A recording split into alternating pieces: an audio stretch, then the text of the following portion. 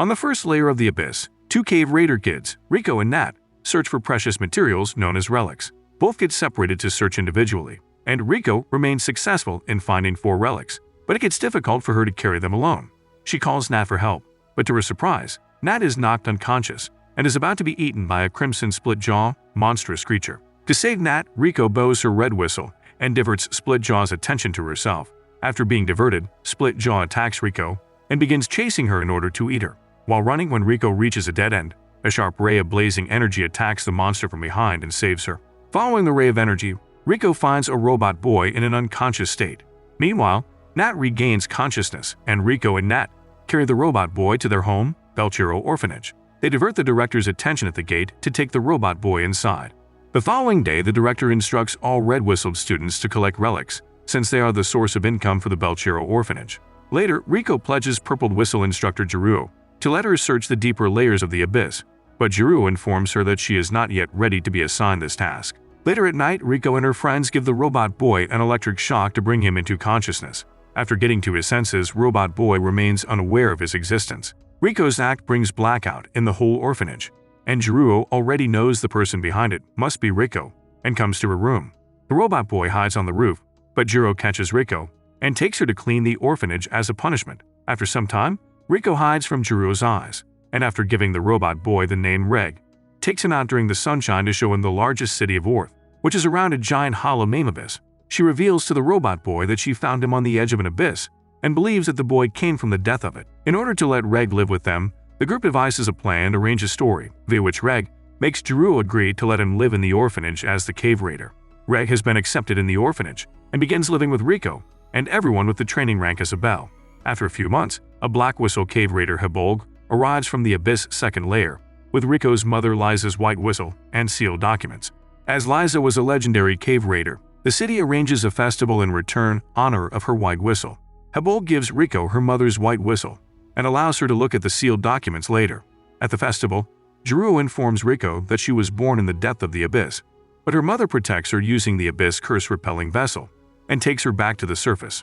She later recovered the legendary Unheard Bell relic and got lost in the abyss. Riko goes to see her mother's sealed documents and remains shocked to see Reg's picture there, with the letters stating that she is waiting in a depth of the abyss. Riko decides to go into the depth of the abyss to look for her mother, but Nat opposes the idea, saying this way, Riko might never return to the surface, and even her mother might have died after being in the abyss for 10 years. Later, Reg also plans to go with Riko to abyss depth in order to find the answers to his origin. Shiggy gives Riko the map containing all 6 layers of the abyss, and later, Nat and Shiggy accompany Riko and Reg to the wharf quarter, the secret entry to the abyss. At the wharf quarter, Riko and Reg say their goodbyes, and with Reg's extended hand, they depart for their journey to the depth of the abyss. Riko and Reg finally reach the first layer of the abyss. Then Riko loses her star compass in the waterfall. When Riko is sad about the loss of her precious relic, Reg shows her a letter that Jiru slides into his bag. It contains Lyza's sealed document, as well as a cautionary note from Jiru informing them that he will capture them after dawn. Afraid to be captured, Riko decides to reach the second layer of the abyss, as she believes at the second layer Jiru will not be able to catch them. Soon they encounter another cave raider who comes up to be Helpless. Helpless was requested by Shiggy and Nat to help Riko and Reg reach the seeker camp present in the second layer. When Riko refuses to take Helpless' help and wants to travel on her own, Helpless warns them about the guardian of the seeker camp, Osen. She is a stoic white whistle who previously helped Lyza bring Riko to the surface when she was born. Riko and Reg say final greetings to Helpless and go on their way to the second layer. After some traveling, they ultimately reach the second layer of the abyss, and soon after, they come across the second layer's Forest of Temptation. However, they continue on their way to the second layer of the abyss to reach the seeker camp. As they are exploring through the second layer, they hear a pledge for help from another cave raider. But when they approach him, they find a corpse sweeper mimicking the last words of the victim it killed. Corpse sweeper locates Reg and Riko and attacks them. One of the corpse sweeper takes Rio away while others come to attack Reg. Reg uses his laser energy and causes the blast to save Riko. Riko names the energy attack Incinerator. Both then take a rest and continue their journey toward the seeker camp. They reach the lowest area of the second layer in the inverted forest. There they get attacked again by inverted forest monsters, Inbios, but they somehow manage to escape the attack. Riko and Reg cross the inverted forest and finally reach the seeker's camp. To climb up to the camp, Reg extends his hands, but to his surprise, they are grabbed by Ozen. the legendary white whistle and guardian of the seeker camp. Ozen leaves Reg's hands and lowers the gondola to bring them up to the seeker camp. Riko shows her gratitude to Ozen for saving her life when she was born, but Ozen regretted that because she had to leave a precious relic behind because of her. Ozen takes hold of Lyza's white whistle and instructs her assistant Marolk to give them a blue whistle until they are here in the seeker camp. After instructing Marolk to have a talk with them, Ozen leaves to finish her work. Marolk gives Reg and Riko a seeker camp tour, built within the hollow of the tree called Great Porta. She also gives them a room for the night stay. At night, Riko encounters a stranger monster in the seeker camp and gets horrific. The following morning, Ozen takes Reg and Riko to her chamber, while on the way informs Riko that her mother is dead, and she finds Lyza's whistle and sealed documents near her grave, which is in the 4th layer of the abyss. She instructs Riko to go back to the surface, but Riko insists on continuing her search for her mother. At Ozen's chamber, she shows Riko a curse-repelling vessel in which her mother brought her to the surface. Ozen also reveals that when she was born, she was dead, but as soon as Ozen placed her inside the curse-repelling vessel, she began moving. Ozen keeps on saying that the strange monster Riko saw last night was not the monster but the piece of dead meat she placed inside the curse-repelling vessel. The dead meat also begins moving after getting inside the vessel. Ozen's words upset Riko, but Reg stops her from hurting Riko further.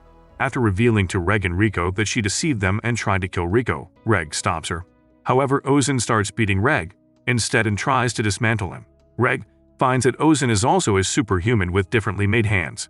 Reg tries to use an incinerator attack on Ozen, but it gets unidirectional and makes him unconscious. When Reg regains consciousness, he reunites with Riko and both cry. Riko and Reg then meet subterranean bandits. Ozen's Cave Raider squad brought in Ozen's chamber by Marolk to stop Ozen's torture. Ozen then explains everything to kids. She was attacking them to check their strength and reliability. She also informs Riko of the truth about Lyza's grave. Lyza is still alive, and Riko must go in her search. Before Riko and Reg continue their journey toward the abyss's deeper layers, Ozen takes them to the outer edge of the abyss for survival training. She instructs Reg not to use the incinerator as it will make him unconscious for 2 hours, leaving Riko alone to beat abyss monsters. After instructing them, she leaves them alone for training and goes back to the seeker camp. Riko and Reg find clean water through Rohannes, the clean water insects, but they are attacked by the hippo monster Docile. Both manage to survive and set the camp on fire to spend the 10 days of their training peacefully. However, to catch Docile, they devise a plan and decide to lure Docile using some dung containing pheromones. Dung smell lures Docile, and he gets trapped in their plan. Meanwhile, Ozen and one of her cave raiders keep an eye on Reg and Riko. Ozen recalls the time when she and Lyza were close friends, and one day Lyza suddenly brought a boy from the squad she married. The boy abandoned Lyza and his newly born child with Ozen alone. After successfully passing 10 days in the training camp, Reg and Riko return to the seeker camp.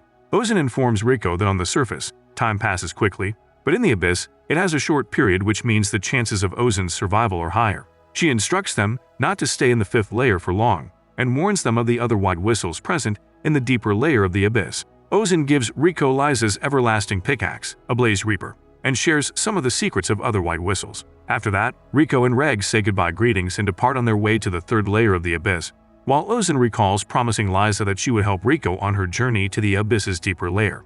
Riko and Reg then reach the Great Fault of the 3rd layer of the abyss. Riko and Reg descend the Great Fault employing innumerable interconnected passageways while avoiding the obstructing Madokajaks, gigantic aerial predatory reptile monsters. They accidentally walk into the den of Madokajak, and Reg forcefully uses the incinerator to destroy it. Unfortunately, the red split jaw that was previously hurt by the incinerator notices this. After almost escaping, Reg loses consciousness, leaving Riko on her own. Riko keeps dragging Reg and passes through several hurdles to reach the upper slope in the cavern. The curse of the 3rd layer strikes her as she climbs the slope, causing her to start feeling dizzy and seeing hallucinations. At the top of the tunnel, Riko understands the value of Reg as her companion and protector. Just as the split jaw comes again and tries to attack Riko, Reg awakens and eliminates split jaw using Blaze Reap. After then, Riko and Reg make camp inside the cavern and can now see the goblets of giants, which make up the 4th layer. Riko and Reg then continue in the goblets of giants, a humid jungle populated by flat creepers weaving enormous concave discs. A big beast that resembles a porcupine, called an orb piercer, suddenly confronts them. As Riko discloses that the orb piercer's quills can pierce steel and are filled with poison, Riko and Reg try to run. However, in the struggle, Riko's hand is attacked and is poisoned. The curse of the 4th layer strikes Riko, and she starts to bleed from every wound. Reg then loses hope when she stops breathing in the middle of the process. When Riko stops breathing, Reg is instructed to undertake cardiopulmonary resuscitation by a shadowy creature that resembles a rabbit. After that, Riko and Reg skulk off to Nanachi's hideout. In Nanachi's hideout, she reveals her identity as Hollow of the Abyss. She then bandages Riko's poisoned hand and instructs Reg to go out and fetch some stuff for Riko's treatment. Before Reg goes, Nanachi introduces him to her roommate and another disheveled Hollow Midi. She also informs Reg that those who return from the 6th layer of the Abyss might not retain their humanity, which is what happened to Midi, but she somehow manages to have humanity in her. Reg goes out and brings all the things Nanachi mentioned.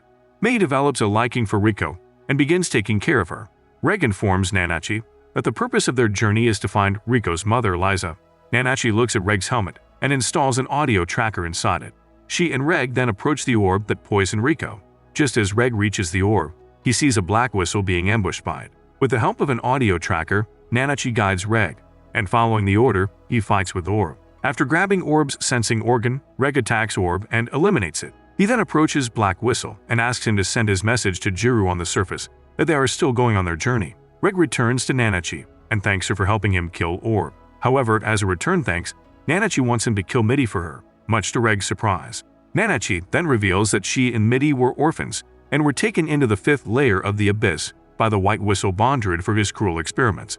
Bondruid then sent them into the 6th layer, where Midi's soul trapped in an immortal, absurd shape, while Nanachi became a being able to see the curse. Nanachi wants to kill Midi to free her soul from suffering. Nanachi bid Midi farewell, and Reg uses Incinerator and ultimately kills Midi. Nanachi, on Riko's pledge, then starts preparing to go on the quest for Lyza's search. They'd also send a letter through an air balloon to the surface. Riko, Reg, and Nanachi train and prepare some medicines for their journey ahead. Meanwhile, on the surface, Shiggy and Nat receive Riko and Reg's balloon letter. In the 6th layer of the Abyss, Bondruid, through Midi's live signature, realizes that Nanachi has successfully killed Midi and must be on her way to reach him.